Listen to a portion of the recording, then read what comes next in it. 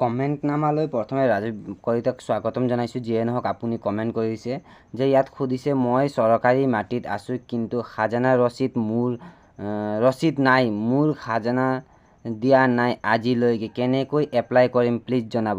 যাতে এওঁ সুধিছে চৰকাৰী মাটিত মই বসবাস কৰি আছোঁ, মই খাজানা বৰ্তমানলৈ দিয়া নাই, মই কেনেকৈ এপ্লাই কৰিম সেই কথা উল্লেখ কৰিছে যে তেওঁ এতিয়া খাজানা ৰচিদ অবিহনেও ৰাজীৱ কলিতা আপুনি এপ্লাই কৰিব পাৰিব, কবুলা এপ্লাই কৰিব পাৰিব। কবুলা ফৰ্ম ক'ত পায় কওঁতে হয়তো আপুনি চাৰ্কল অফিচতো পাব, DC অফিচতো পাব। আপুনি চাৰ্কল অফিচত গৈ তৰুণী অথবা মহৰীৰ ওচৰত যোগাযোগ কৰিব। কবুলা ফৰ্ম ক'ত পায় বুলি সুধিব, সিহঁতৰ পৰা ফৰ্ম ফিল আপ কৰিব, এফিডেভিট বনাব, মডেল এফিডেভিটৰ প্ৰয়োজন হয়।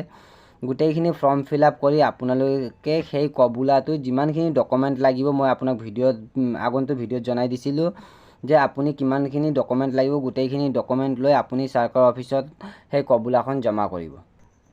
এতিয়া যাওঁ দ্বিতীয় কমেণ্টলৈ। অংকুৰ শইকীয়া, আপোনাক কমেণ্ট কৰাৰ বাবে বহুত বহুত ধন্যবাদ।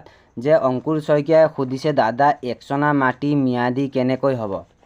অংকুৰ শইকীয়া চাওক, একচনা মাটি ম্যাদী আপুনি এতিয়াও কৰিব পাৰে। চাৰ্কল অফিচত গৈ আপুনি আবেদন কৰিব লাগিব যে মই এইটো ইমান নং দাগত যে মই একচনা মাটি আছে, যে এই মাটিত মই বসবাস কৰি আছোঁ বুলি আপুনি আবেদন জনাব লাগিব। আবেদন জনোৱা কিছুদিন পাছত গৈ মণ্ডলক যোগাযোগ কৰিব। মণ্ডলক যোগাযোগ কৰাৰ পাছত গোটেইখিনি মণ্ডলে কাম কমপ্লিট কৰি আপোনাৰ এই কামটো DC অফিচলৈ ফৰৱাৰ্ড কৰি দিব।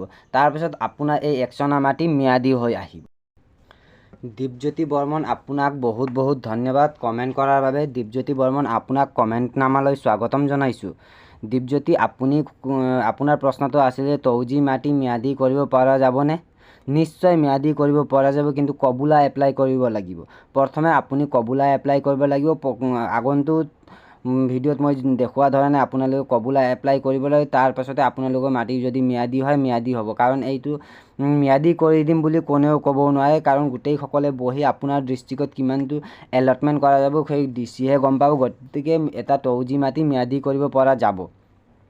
আৰু দ্বিতীয়তে মই আপোনাক জনাই থওঁ যে এতিয়া যদি আপোনালোকে অতি সোনকালে এপ্লাই যদি কৰে, কাৰণ আপোনালোকক মিছন বসুন্ধৰা 2.0 অথবা 2.0ৰ সময়ত আপোনালোকক বহুত সুবিধা হ'ব যে উক্ত আপোনালোকে যিটো চাৰ্কল অফিচৰ পৰা নাম্বাৰ পায় সেই নাম্বাৰ সহ লৈ আপোনালোকে অনলাইনত পুনৰবাৰ আবেদন জনাব পাৰিব যে মই অফলাইনো আবেদন জনাইছিলোঁ আৰু মই অনলাইনো আবেদন কৰিছোঁ, যে যাতে উক্ত মাটিখিনি মোৰ নামত নামজাৰি কৰি দিয়ক বুলি আপুনি অনলাইনতো আকৌ এবাৰ আবেদন জনাব পাৰিব উপায়ুক্তলৈ।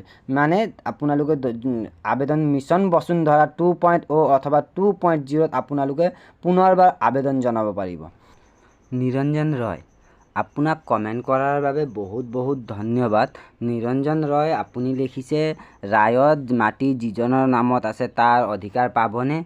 নিশ্চয় নিৰঞ্জন ৰয়, তাৰ অধিকাৰ পাব, কিন্তু তাত কিছুমান চৰ্ত আছে যে ৰায়ত থকা মাটিটো তেওঁৰ দখলত আছে নে নাই। যদি তেওঁৰ দখলত আছে আপুনি সেই ৰাইটি খতিয়ান আপোনাৰ লগত আছে নাই। যদি আপোনাৰ দখলত আছে তেতিয়াহ'লে উক্ত মাটি আপোনাৰ হ'ব।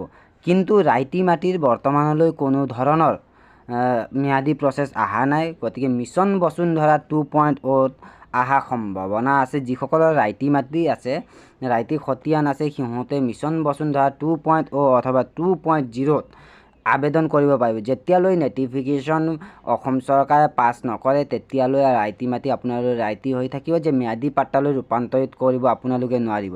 যেতিয়া গেজেট নটিফিকেশ্যন অসম চৰকাৰৰ ফালৰ পৰা পাছ কৰা হ'ব তেতিয়াহে ৰাইটি মাটিটো আপোনালোকৰ ম্যাদী মাটিলৈ পৰিৱৰ্তন কৰা হ'ব বুলি অসম চৰকাৰে কিছুদিন পূৰ্বে সংবাদ মাধ্যমৰ আগত জানিবলৈ দিয়ে। বন্ধুসকল, যদি আপোনালোকক এই ভিডিঅ'টো ভাল লাগিল লাইক কৰিব, শ্বেয়াৰ কৰিব, আৰু আপোনালোকৰো যদি এনেকৈ কমেণ্ট নামাত যদি এড হ'বলৈ প্ৰশ্ন যদি আছে তেতিয়াহ'লে প্ৰশ্ন কৰিব। মই আপোনাক কমেণ্ট নামাত এড কৰিম আৰু আপোনালোকৰ প্ৰশ্নৰ এনচাৰ দিবলৈ মই যত্ন কৰিম। যদিহে আপোনালোকক ভিডিঅ'টো ভাল লাগিল লাইক কৰিব, শ্বেয়াৰ কৰিব আৰু চেনেলটো ছাবস্ক্ৰাইব কৰিবলৈ নাপাহৰিব, লগতে বন্ধুসকলৰ মাজত শ্বেয়াৰ কৰি দিব।